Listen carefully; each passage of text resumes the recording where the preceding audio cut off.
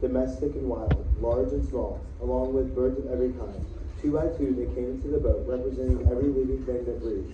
Male and female of each kind entered, just as God had commanded Noah. Then the Lord closed the door behind them. For 40 days the floodwaters grew deeper, covering the ground and one God promised them. They give them green fields, fresh streams, great flocks, but then there's no food in the desert. People grow hungry. They forget what God has cared for them when they were thirsty. Angrily, they go to Moses and Aaron. Look, now our food is gone. How are we going to feed our children? The Lord please just tell us back to every way possible we all of it we can eat, literally. I'm so hungry. Have you brought us into the wilderness to starve us to death? I am sick of your grumbling this evening. Come before the Lord, and he will show you his might. Here are God's words. You will have meat in the twilight and bread at the dawn. Eat, be filled, and know that I am the Lord. That evening, great flocks of quail dropped into the camp. Thousands of them! Dude, not for everyone. Moses is right. God sent quails to feed us. God is here. Yes, only God could do this. Sorry. Never knew what I got God's power back. Early the next morning, people were surprised to find a strange weedish covered on the ground. What is it? It looks like frost. What is it? It is food God In has. the morning, David left her the flock, and in the care of the shepherd, loaded up and set out as Jesse had directed. He reached the camp of the army and was going out into the battle positions, shouting the war cry. David stepped out of his lines and shouted his usual defiance, and David heard it.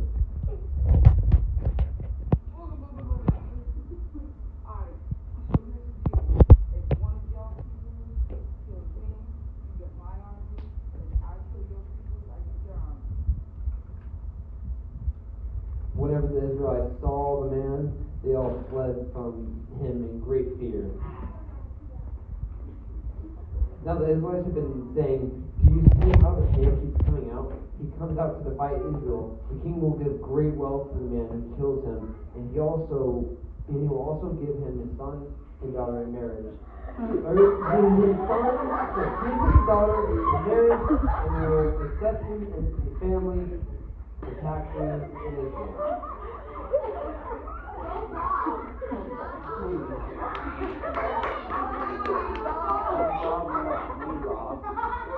When David's oldest brother had told him he was speaking to the man, he burned in anger and at him asked, "Why have you come here? And with whom did you leave those few sheep in the wilderness? I know how you conceited you are and how wicked your heart is, and you came down only to watch the battle." "Now what have I done?" said David. "Can I even speak?" Then he turned away to someone else and brought up the same matter. And the men answered him as before what David said, and was overheard and reported to Saul, and Saul sent for him.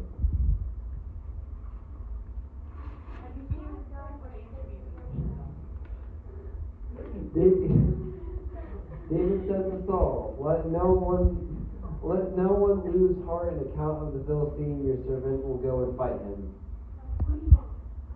Saul replied, "Are you not able to go out against the Philistine and fight him? You are only a young man, and he has been a warrior from his youth."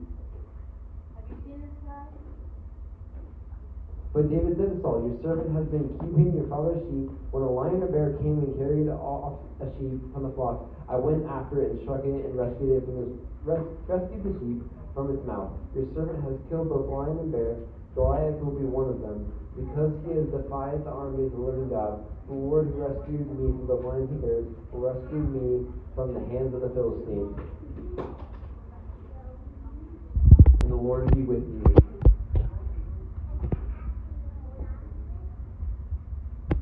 Then Saul dressed David in his own armor and tunic, and he put on a coat of armor on him, and a bronze helmet on his head. David fastened a sword over his tunic, and started walking around, because he was not used to them. "I cannot go in these," he said to Saul, "because I am not used to them."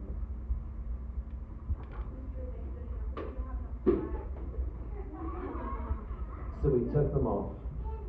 Scene 5.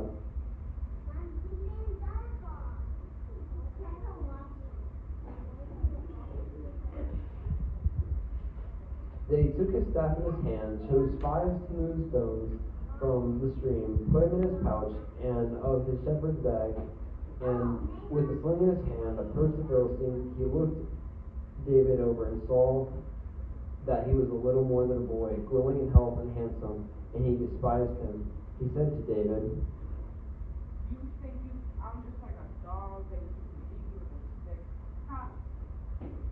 the Philistine cursed David by his gods. Come here, he said, and I'll give your flesh to the birds and the wild animals. Come here, boy! David said to the Philistine, you against me with the sword and spear and javelin, but I come against you in the name of the Lord Almighty, the God of the armies of Israel, whom you have defied. This day the Lord will deliver you into my hands, and I'll strike you down and cut off your head. This very day I will give the carcass of the Philistine army to the birds and the wild animals, and the whole world will know that there is God in Israel.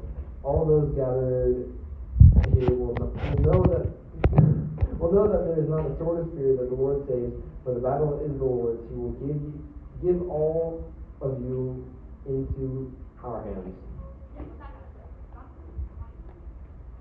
As the Philistine moved closer to attack, David ran quickly toward the battle line to meet him. Reaching into his bag, he took out a stone. He slung it and struck the Philistine in the forehead or stomach. The stone sank into his forehead and he fell face down or backwards on the ground. So David triumphed over the Philistine with a sling and stone without a sword in his hand, and he struck down the Philistine and killed him. David ran over and stood over him. He took hold of the Philistine sword and drew it from the sheath. After he killed him, he cut off his head with the sword. Then the Philistines saw their hero was dead, and they turned and ran. The end. Even though Jews and Samaritans are in the Samaritans that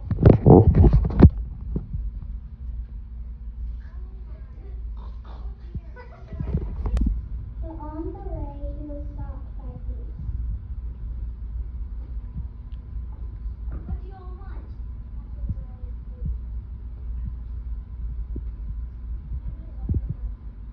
In your tools. We're gonna be rich! Please, no, these are for my family.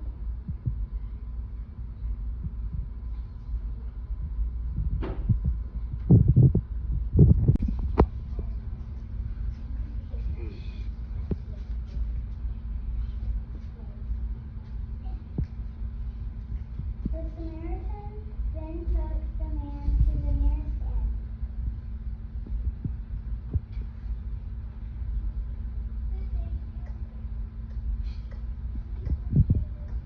This is the story of Daniel and the lion's den. Now Daniel so distinguished himself among the administrators and the satraps set by his exceptional trait. Taking this off.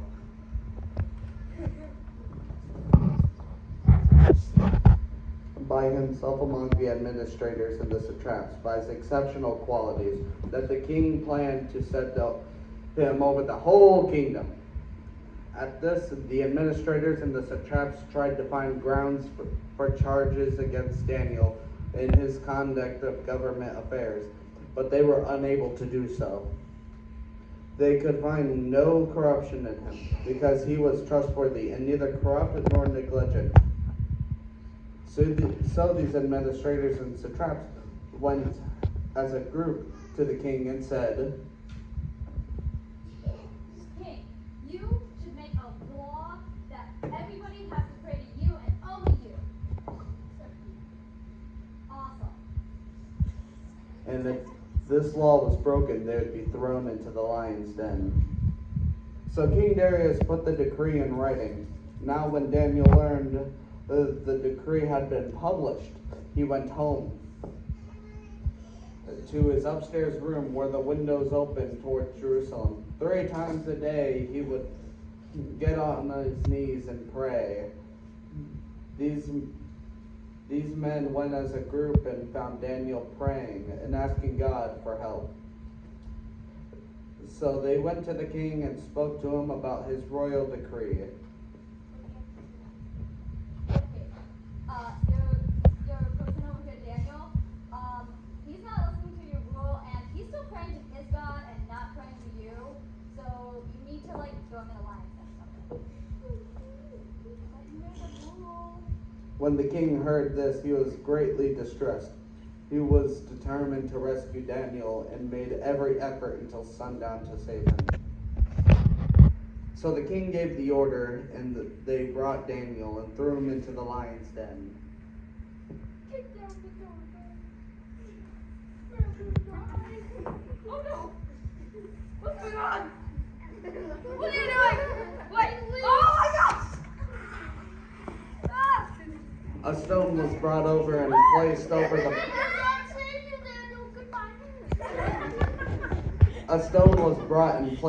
the mouth of the den, and the king sealed it with his own signet ring, and with the ring of his nobles, so Daniel's situation might not be changed. No! Stop it! An angel has came and shut the lions' mouths closed. At the first light of dawn, the king got up and turned to the lion's den. When he came near the den, he called to Daniel. Daniel, are you okay? Yeah. Did your God save you? Yeah, my angel did. The king was overjoyed and gave orders to lift Daniel out of the den.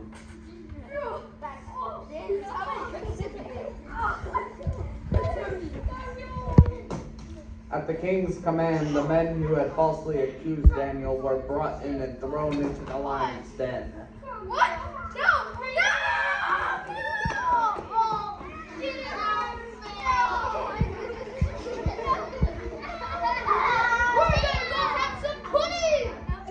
Then King Darius wrote to all the nations and peoples of every language in all the earth.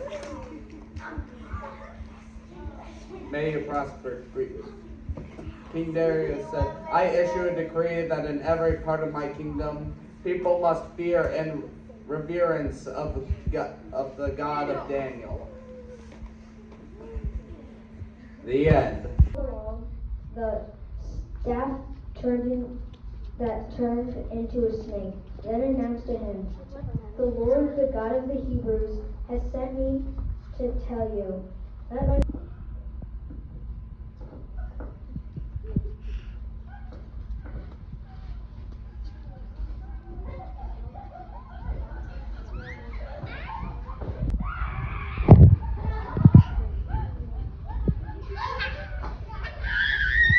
This time I have sinned, he confessed.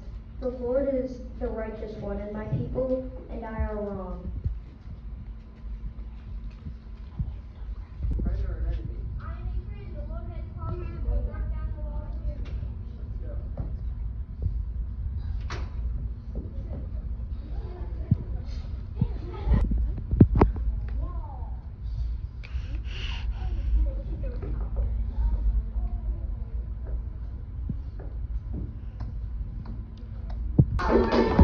And the wall of the mighty city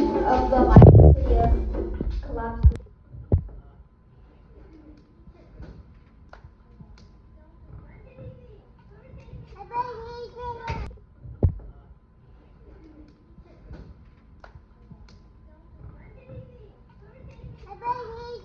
Jericho and the walls came tumbling down. You may talk men of Gideon, you may talk men of Saul, but there's none like good old Joshua and the battle of Jericho. Joshua fought the battle of Jericho, Jericho, Jericho. Joshua fought the battle of Jericho and the walls came tumbling down. Right up to the walls of Jericho, they marched with spear in hand. Go blow your ram horns, Joshua cried, cause the battle is in my hand. Joshua fought the battle of Jericho, Jericho, Jericho. Joshua fought the battle of Jericho, and the walls came tumbling down. Then the sheep horns began to blow, and the trumpets began to sound. Joshua told the children to shout that morning, and the walls came tumbling down. Joshua fought the battle of Jericho, Jericho, Jericho.